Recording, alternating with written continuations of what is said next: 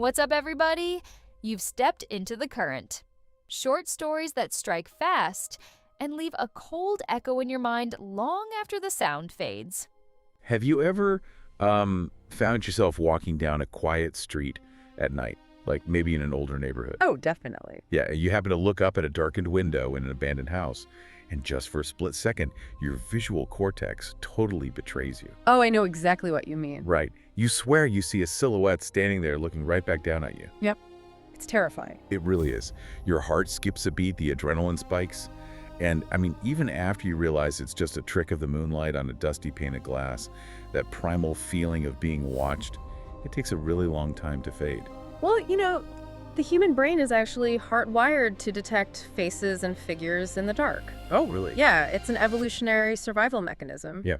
We are biologically programmed to find patterns, especially human shapes, where none exist because, missing a hidden predator was a fatal mistake for our ancestors. Oh, wow. That makes sense. Right. So seeing a threat that isn't there is just like a side effect of a nervous system trying to keep you alive. Well, the scariest monster in one coastal town's history was actually born from that exact neurological side effect. Is that right? Yeah. Only the monster wasn't a predator at all. She was a grieving sister. Ah. So today, we're playing directly from a historical retrospective and folklore analysis titled Annie's Last Watch. We're doing a deep dive into how a deeply human, grounded tragedy mutated over several decades into a terrifying local myth. That is fascinating. It is. I mean, The Woman in the Window is basically a textbook case study in how a community processes communal trauma. Which is so important to look at because understanding the psychology of an urban legend really requires examining its historical anchor. Exactly. Before a ghost can, haunt a town's collective imagination, a real person has to seed the narrative. Right. So, okay, let's unpack this. The historical records in our source point to a real woman named Annie Caldwell. Okay. She was born in 1874, and she was a seamstress. She was unmarried, and her entire life basically revolved around caring for her younger brother, Thomas. They were really close then. They were inseparable, which is what makes the events of 1919 just so devastating. Right. So Thomas was a commercial fisherman, and despite a severe storm warning, his crew went out into the Atlantic. Oh, no. Yeah, the waters turned violent, the boat went down, and it just never returned to port. That's awful. It gets worse. Okay. Most of the crew's bodies eventually washed ashore, or they were recovered from the wreckage, but Thomas simply vanished. Wow. Yet there was no body, no funeral, and literally no finality. Well, if we connect this to the bigger picture, that lack of finality introduces a psychological phenomenon known as ambiguous loss. Ambiguous loss. Yeah. When a loved one dies but there is zero physical evidence of the death, the human brain fundamentally short circuits. I can't even imagine. It's terrible. I mean, standard grief has a trajectory, right? We have cultural rituals like funerals or burials that are designed to help our cognitive faculties, except that a permanent separation has occurred. Like a structured way to say goodbye. Exactly. But ambiguous loss denies the brain that data. So the prefrontal cortex might logically understand the person is probably dead. But the emotional side doesn't. Right. The limbic system, which governs emotional attachment, refuses to sever the bond without actual proof. It's the ultimate cognitive dissonance. I mean, I try to picture that feeling when someone you love is out driving in a terrible snowstorm and they haven't called. Oh, the worst feeling. You leave the porch light on, you just sit by the front window, scanning the street for headlights, completely unable to sleep until they walk through the door. Right. Annie lived in that exact state of suspended, agonizing anticipation every single night. For 18 years. 18 years. Wow. 18 years. She pulled a chair up to her second floor window every evening at sunset and just stared out at the street until dawn. You know, to an outside observer, maintaining a nightly vigil for nearly 2 decades, I mean, that looks like a descent into madness. It really does. But neurologically, it's a desperate, completely rational attempt to resolve an unresolvable trauma. Her brain was just stuck. Exactly. It was effectively trapped in a holding pattern, insisting that Thomas was still out there, just, trying to find his way back. And the town simply adapted to her presence. Like the source notes that shop owners closing up for the night or teenagers walking home from a late shift, they would instinctively look up at the Caldwell house and see her silhouette. She just became a fixture. Yeah, she became part of the local geography. Woman in the Window. But then, in the winter of 1937, Annie died quietly in her home. She was 63. Okay. The house was locked up, The property was left vacant, and the physical vigil finally ended. Well, a community develops a kind of collective muscle memory in situations like this. How do you mean? Well, for 18 years, looking up at that window and seeing a figure was a completely predictable aspect of daily life in that town. Oh, right. You don't just erase a nearly 2-decade-old visual habit just because an obituary was printed in the local paper. And that collective muscle memory is where the historical fact bleeds into the supernatural folklore. This is where it shifts. Yeah. Within weeks of her death, grown adults in the town started reporting that they still saw a pale figure seated in Annie's favorite chair, staring out at the empty street. Grown adults, not just kids. Nope, not just kids trying to scare each other. These were credible, deeply unsettled neighbors. So, what does this all mean? Did they actually see something supernatural, or was this just their brains essentially auto-filling the window? What's fascinating here is that the source points to a concept called top-down processing to explain exactly why this happened. Top-down processing. Yeah, it's a quirk of human vision. We tend to think our eyes work like video cameras, right? Just sending raw data to the brain to be objectively analyzed. Right, like we just see what's there. But in reality, our vision is heavily influenced by expectation. The brain is constantly sending predictions down to the optic nerve about what it expects to see based on context and memory. Wow, okay. So when the visual data is ambiguous, like a dark second-story window at night, the brain simply auto-fills the missing information using its strongest memories. Oh, man. So the town expected to see Annie, so their brains quite literally painted her into the window. Exactly. And the environmental factors were perfectly aligned to trigger this. Right, because the house sat at an angle where moonlight bounced off the buildings across the street. Yes, which creates shifting shadows in that specific room. And the most crucial detail here, A chair. her actual wooden chair was left sitting in its exact spot for years after she died. That is wild. You combine an empty room, a stationary chair, low light conditions, and a community preconditioned by 18 years of visual repetition. That's a perfect storm. It is. Anyone glancing up from the street is going to experience pareidolia. That's the tendency to perceive a specific meaningful image in a random visual pattern. So the moonlight hits the back of the chair, the shadow shifts, and the brain instantly categorizes it as a seated human figure. You got it. It's a collective haunting born out of sheer habit. But here's where it gets really interesting. A sad, passive shadow reflecting a woman's grief doesn't explain the monstrous turn this legend took later on. Right, because the story didn't stay a melancholic local curiosity. No, it mutated. Big time. Like a delivery driver claimed the figure didn't just sit there, he said it waved at him. Oh, wow. Yeah. And then a local teenager swore he saw the woman's reflection standing directly behind him in a storefront window. That's classic urban legend escalation. It gets crazier. People started claiming they saw heavy curtains moving in a room where every single window was nailed shut from the inside.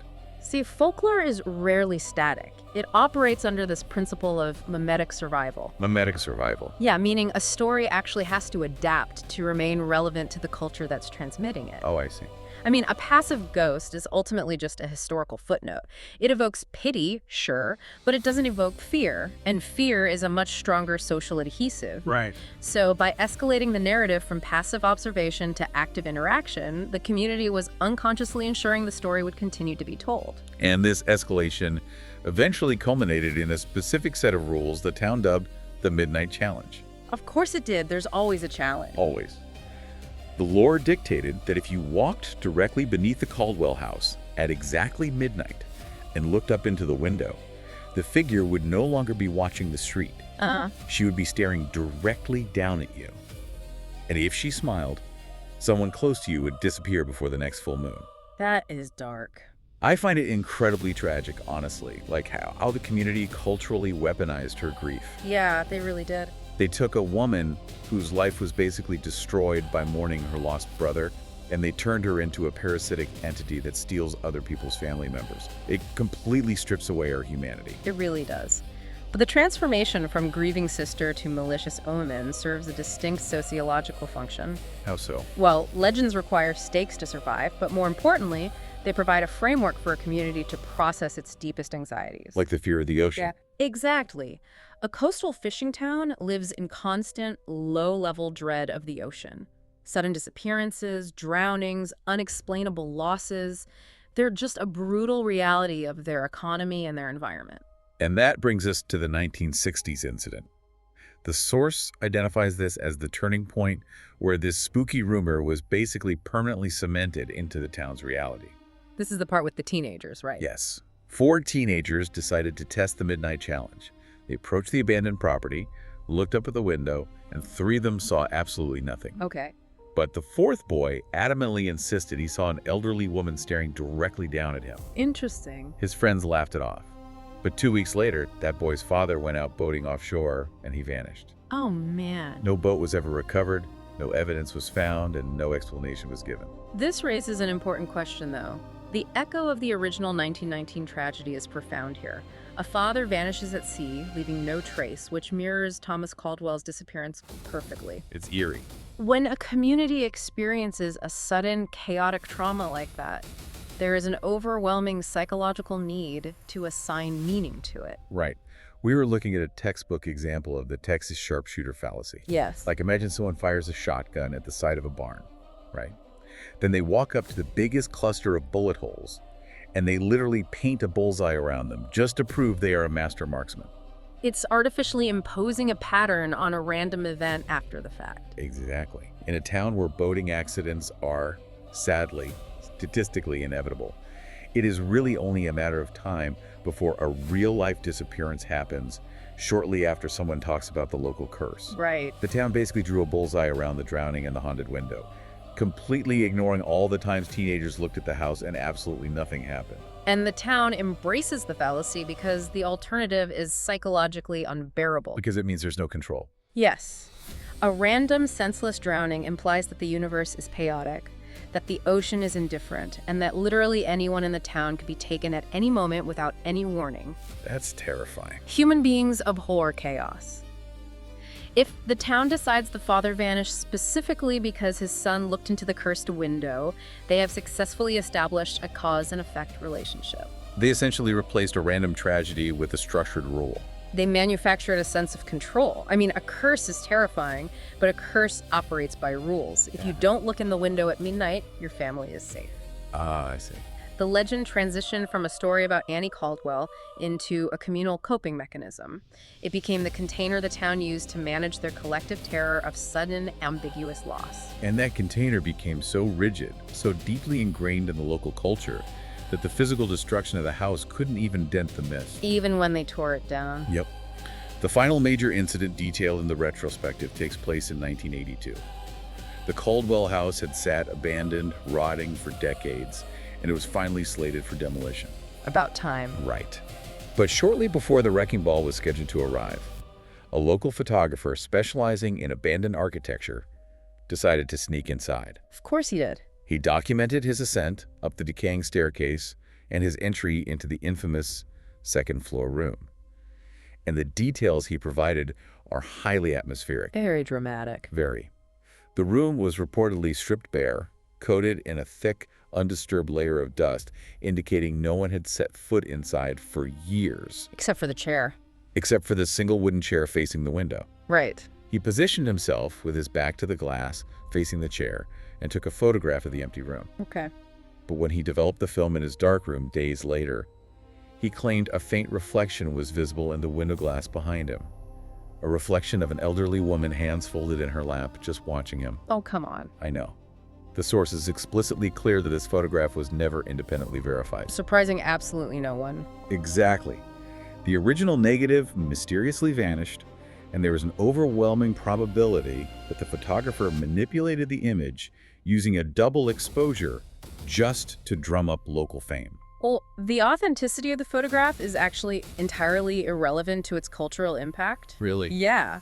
The story of the developed image spread through the town immediately, and it validated every rumor and fear that had been circulating since 1937. It was basically the perfect series finale for the house. Yes, exactly. The town knew the physical building was coming down, and they needed a punctuation mark to close the chapter. The photographer handed them the ultimate piece of confirmation bias just in time for the demolition. Whether it was real or not. Right. Even if it was a total fabrication, it was the exact story the community desperately wanted to hear. It proved they hadn't been crazy all those years. It also guaranteed the legend's immortality. What do you mean? Well, Most urban legends tied to a specific physical location, they die when that location is destroyed. Like, when the haunted asylum is paved over for a strip mall, the stories usually stop. Out of sight, out of mind. Exactly. But the Annie Caldwell legend survived the demolition of her house because the architecture was never the actual foundation of the story. The foundation was universally recognizable human emotion. The terror of waiting. Yes. The grief of ambiguous loss. Right. We all intimately understand the pain of loss and the desperate, irrational desire for a loved one to return. Annie's real grief and the torture of her unanswered questions, they resonate because they are fundamental to the human condition. So the ghost story, the curse, the midnight challenge. They're just the protective wrapping paper around a core of genuine, relatable sorrow. Wow. When you look closely at urban legends like the woman in the window, you realize they are rarely just cheap scares told around a campfire. Not at all. They are history wrapped in shadow. They are the intricate mechanisms communities build to process shared trauma, to warn each other about environmental dangers, and to basically manage the paralyzing fear of inexplicable loss. They reflect a community's values and its deepest vulnerabilities. Absolutely. And returning to the concept of pattern recognition and top-down processing we explored earlier, this history leaves us with a deeply unsettling psychological reality. What's that? The visual cortex of an entire town conspired to conjure the image of a ghost in an empty, dusty window simply because their brains expected to see one there. That is so wild to think about. If the human brain is really that eager to connect the dots, like that desperate to impose a recognizable narrative onto shadows and empty chairs, what other truths in your everyday life are you completely manufacturing simply because you are actively looking for them? It's a great question. There really is a question worth considering. The next time you are certain you see something lurking in the dark, keep questioning the stories you hear. Keep exploring the history hidden inside your own local legends, and we will catch you on the next deep dive. You've reached the end of today's Current, but the chill doesn't stop here. If your pulse is still steady, you're braver than most. Hit subscribe, tap the bell, and step back into the current tomorrow. Until then, stay aware, stay alert, because the next chill might already be behind you.